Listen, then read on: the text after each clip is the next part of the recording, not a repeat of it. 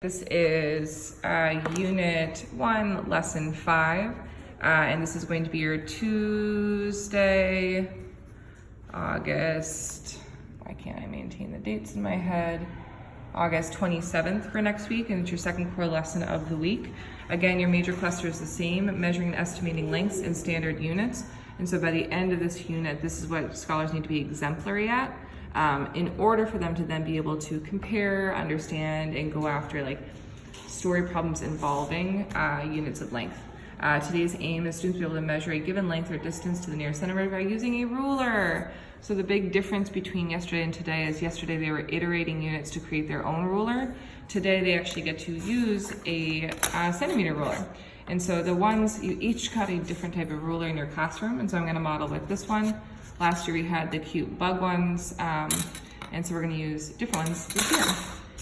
Please make sure you internalize the narrative on your own.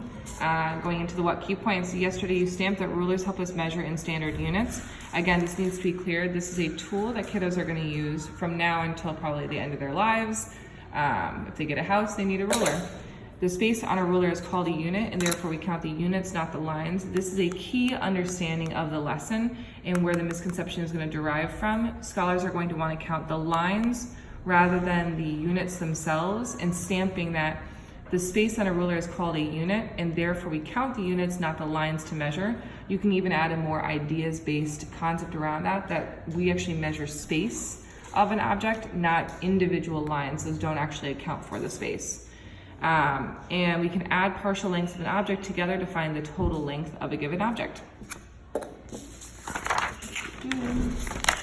In terms of materials that you need to make sure that you have in advance, handout centimeter rulers and posters. You already have these centimeter rulers in your classrooms from Ada. Jumping in, this is another game-based lesson, and so step one, the question that you're going after is how long, and then step two is literally record. So it's similar to the roll and record lessons that you've done before, but it's literally how long and then record.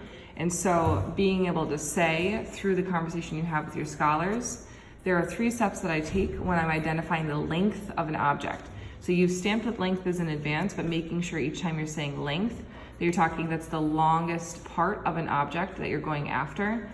The length of an object, I line up my ruler starting at 0. What's tricky is many rulers have different starting points. Some are at the very end, some are at the 0, some are at the first line. And so being able to say we always line up at 0 because that's the beginning of the space that we're accounting for. Line up the 0 mark. Then make the ruler straight along the object. If you have a kiddo that's struggling with fine motor skills, that could be challenging for them. So making sure you model holding that ruler down and lining it up nicely. And then looking at the closest marking to the end of the object. I drew a pretty close to 4 centimeters long object right here. And so I would say this is about 4 centimeters, using the word about to account for the non-perfection in it. And then being able to record. Biggest thing is you need to make sure that they are actually using that unit of measurement when they're describing their understanding. This is a good how to play the game. This is not an exemplar visual anchor for the idea or the concept itself. And so being able to give kids access to a top quality visual anchor.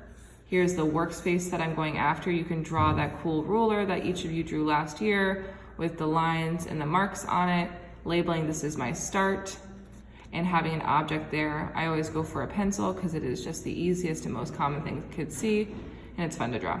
And then stamping your what key points down there.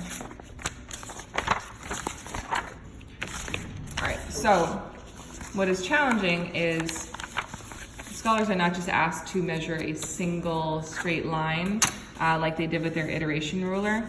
You're actually going to have scholars identify the length of multiple given lengths and then add them up together. So in your model, making sure that what you model for kids is similar to this, because the second play is how long is this part 3, how long is this part 3, how long is this part 4, and so being able to identify that the total value is not 3, the total value is greater than 3 because you need to add up all the individual parts. So I'd actually change this visual to then be a Z where you measure and you label, you label, you label. And I actually last year really enjoyed seeing if it's 3 inches, right, 3 centimeters right there, checking it off once you have accounted for it. Put that in the box, and then a 4 down there, so that you actually have a procedural step for how kids can manage the amount that they're going after. Scholars need to see you first line up at 0, identify the length, label the length, continue for here and here, and then be able to say, I know that this is 1, 2, 3 sides. So side 1 plus side 2 plus side 3 gives me my total value because this is a total length.